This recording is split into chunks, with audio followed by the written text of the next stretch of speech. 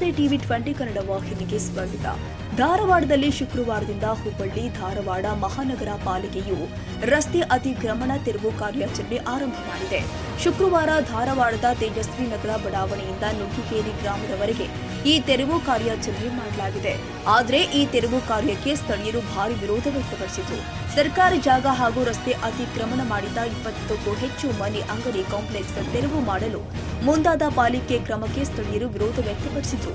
ನಾವು ನಮ್ಮ ಆಸ್ತಿಗೆ ಹಕ್ಕುಪತ್ರ ಪಡೆದಿದ್ದೀವಿ ಎಂದು ವಾದಿಸಿದರು. ಆದರೆ ಪಾಲಿಕೆಯವರು ಮಾಲೀಕರಿಗೆ ಮೊದಲೇ ನೋಟಿಸ್ ಜಾರಿ ಮಾಡಿದ್ರಿಂದ ಇವತ್ತು ತೆರವು ಕಾರ್ಯಾಚರಣೆ ಆರಂಭಿಸಿದ್ರು. ಮೇ 28ರವರೆಗೆ ಮಾಲೀಕರಿಗೆ ತಮ್ಮ ಅತಿಕ್ರಮಣದ ಕಟ್ಟಡ ತೆರವು ಮಾಡಿಕೊಳ್ಳಲು ಅವಕಾಶ ನೀಡಲಾಗಿತ್ತು.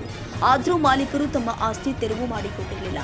ಹೀಗಾಗಿ ಪಾಲಿಕೆಯವರೇ ಇಂದು ತೆರವು ಕಾರ್ಯಾಚರಣೆಗೆ ಇಳಿದಿದ್ರು. ಇಂದು ಲೋಕೋಪಯೋಗಿ ಇಲಾಖೆಯ ಪಟ್ಟುಬಿದ್ರಿ ಚಿಕ್ಕಲಗುಡ್ಡ ಹೆದ್ದಾರಿಗೆ ಹಾದು ಹೋಗುವ ಮಾರ್ಗವಾಗಿತ್ತು. ಧಾರವಾಡದ ಟೋಲ್ ನಾಕಾದಿಂದ ತೇಜಸ್ವಿ ನಗರ ನುಗ್ಗಿಕೇರಿವರೆಗೆ ರಸ್ತೆ ಅಗಲೀಕರಣ ಮಾಡಲಾಗುತ್ತಿದೆ. ಅತಿಕ್ರಮಣ ತೆರವಿಗೆ ಸ್ಥಳೀಯರು ವಿರೋಧ ವ್ಯಕ್ತಪಡಿಸಿದ್ರಿಂದ ಪೊಲೀಸ್ ಬಂದೋಬಸ್ತ್ನಲ್ಲಿ ತೆರವು ಕಾರ್ಯಾಚರಣೆ ಮಾಡಲಾಗಿದೆ. ಸ್ಲಂ ಬೋರ್ಡ್ನಿಂದ ತಮಗೆ ಹಕ್ಕುಪತ್ರ ನೀಡಲಾಗಿದೆ. ಆದರೆ ಪಾಲಿಕೆಯವರು ನಮ್ಮ ಕಟ್ಟಡ ತೆರವಿಗೆ ಮುಂದಾಗಿದ್ದಾರೆ ಎಂದು ಸ್ಥಳೀಯರು ಪಾಲಿಕೆ ವಿರುದ್ಧ ತೀವ್ರ ಆಕ್ರೋಶ ಹೊರಹಾಕಿದ್ದಾರೆ.